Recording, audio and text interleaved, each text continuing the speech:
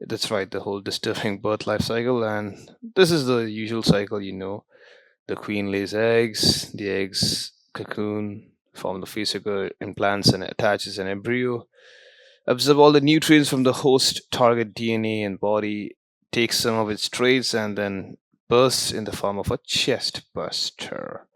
Real sad death. This creature is really stupid, and this is one a serpent. And it'll slowly transform into Xenomorph, work as a drone for the queen. And if situation is tough, it'll itself transform into a queen. Now, the first sighting of the alien eggs in the Nostro, this juggernaut ship, we see Kane here, astronaut. This is the original movie of 1979. So this guy, what he does, he actually explores, and you can see there's a simple sheet of mist, layer of mist, because these eggs need that kind of environment, dampness and wetness and moisture and energy to, what do you say, continue staying in the dormant state.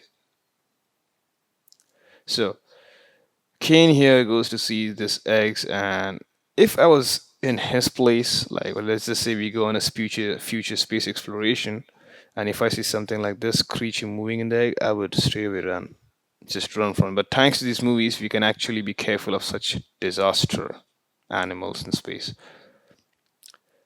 So how do we now? You must be wondering then how these eggs were there. Like there wasn't any kind of alien queen, and and in the prequels we didn't saw any kind of alien queen. So obviously the case is that any kind of xenomorph or last xenomorph may have mutated or transformed into alien queen or dragged all the human carcasses because they were the victims of the facehugger and the chestbusters, and but they still have xenomorph DNA, so they might have converted into sex. Now, how resilient is the facehugger? Crazy resilient, crazy resilient. But first of all, it was able to latch directly onto the astronaut space helmet. Now that glass is really thick, right? So it was awesome. It was just somehow able to melt through it and consume it because didn't saw any kind of remnant solidified glass substrate between the facehugger's body and the face of Kane. So we knew it consumed it directly. That's its corrosive. I don't know. It must have secret acids. So moving on, how does these facehuggers are formed? Like obviously we know the queen lays eggs, but which is the driving component out of which these animals are formed? This substance, the black goddamn goo. This substance was engineered by the engineers in creation of the perfect organism. Why perfect organism? Because this black goo is start of the all evil. The only feature of this black goo is that it will create an, what do you say, a resultant product from the sex gametes or any kind of result, which will have further embryo which it wants to adapt to the any kind of host. That's why it has a two-stage reproduction cycle. So this is the mother or father or just parent, universal parent of all the evil. So in the Prometheus movie in particular, and in general, the whole Alien saga. So when Holloway and Dr. Shaw have their special physical intimacy, so this black goo, whenever black goo is involved in any kind of sexual reproduction or the male and female gametes, it will directly take over them and will always cause to birth an embryo. But this embryo is a second stage, so it will always cause to birth a parasitoid. In this case, the body goddamn hugger. Now we'll skip through this scene because it's obviously horrifying. Okay, so this is a trilobite. We all know what happens next. Now, the opening scene of Alien Covenant 2016 movie. We see this group of explorers hiking. Also, honestly, they look like jackasses. And then we see these sacks, the spores in the XX flying around. Now, I'm assuming that this shit, since this shit is airborne, obviously these have to be the pollen grains from the flora. And the black goo must have taken them over due to thanks to David infecting the whole planet with the black goo. And then these things have their own black goo DNA, which represents a neomorph. So they take over its characteristics, obviously because pollen have the reproductive capability. So these things enter into this guy's ear, and the rest is history. And somehow they implant the embryo at the back or in the abdomen, and they burst through the back, known as the backbuster. Obviously, the emorphs are slightly less stealthy, less agile, but yes, and also they have non-acidic blood. So the reason for the existence of the eggs aboard the Juggernaut, we discussed that the last xenomorph may have mutated into the alien queen, or the possible reason and the more technical sound reason that the dead people remains, they must have transformed into the egg. This is what we saw in the deleted scene. This was a deleted scene from the alien of 1979. You see all the dead people, their body gradually decomposes into the goo matter, the same resin stuff in which the alien in Romulus was cocooned in. And this eventually transforms into the egg. Now, coming back to the alien queen, you can see less eggs using the ovipositor. It's a large duct, or basically the womb, elongated womb attached to her posterior pelvis. So, as soon as she starts laying eggs, that's what 300 to 500 per single hour. The drones help her attach the womb, and she has a biomechanical thrown out here from all the biomechanical substance and all the goo substance, the resin, to hold her in place so she can eject the eggs. She's very smart, by the way, and she can communicate with other aliens using a special, I don't know, some device in the crest of her, an organ which helps her to command the drones from any distance. So, why this vicious cycle of two-stage reproduction? Because they always want to create a parasitoid which can latch onto a host, take its features, kill it, and be born from them.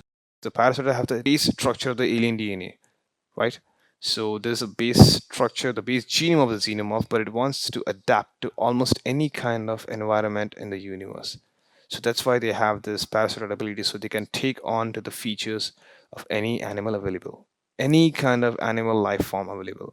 So if there are humans, it comes to know that yeah, if this is the set of genome which is obviously inferior compared to their genome, it will obviously take over the dominancy.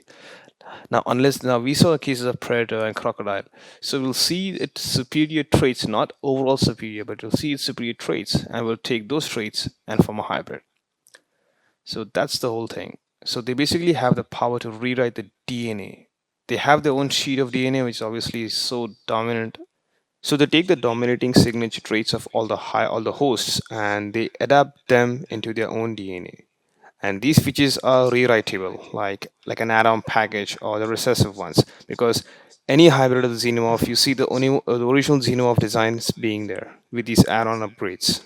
So it's kind of unfortunate to have a gestating alien embryo growing inside of you, but hey, think of this way: they just want to survive, and you're doing one last good deed. You're destroying the whole of humanity. Okay, jokes apart. Now, in the movie Alien 3, we see a special case of the emergency egg release, where the previous queen released a special egg, the queen facehugger, and she has a very good, highly scaled design and a chipped tail. So she has the ability to implant two embryos. The queen embryo and the other embryo is a guard, basically a drone to protect her. So Ellen Ripley here is impregnated with the a queen embryo, but she dies, and we know the story. Continuing into Alien Resurrection.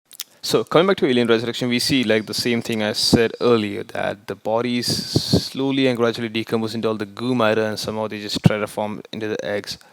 But now the original concept of this is how the alien queen got the female reproductive system. So in the events of the Alien 3, the climax, when Ellen Ripley's body was discovered, she obviously had died, but her blood samples, the blood was alive, and her blood samples had a mix of her Ripley's DNA, her own human DNA, and the Queen Xenomorph's DNA.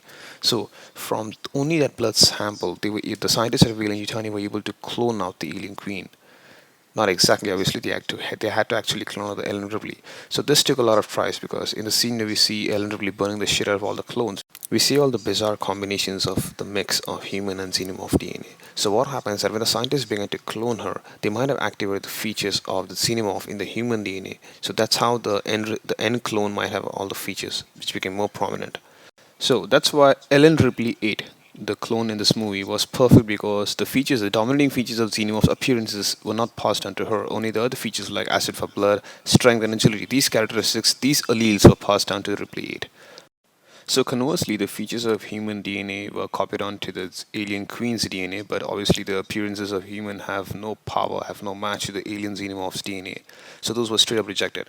Now, the reproductive cycle of women, that is a human thing, that was something new. So those genes were actually copied to the alien queen's DNA, and that soon became activated during her, ovulating phase.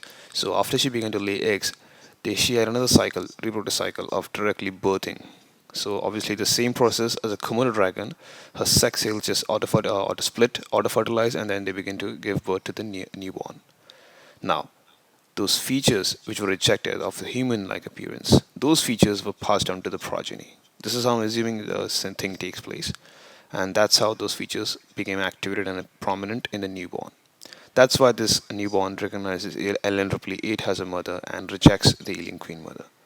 So this is to the best of my knowledge. If you feel there's kind of ambiguity or I'm wrong somewhere, even genetic engineers or biologists who are watching this, doctors, to tell me. So another interesting question comes to my mind, that can we directly cause an alien queen to birth a xenomorph, a standard xenomorph, a black one?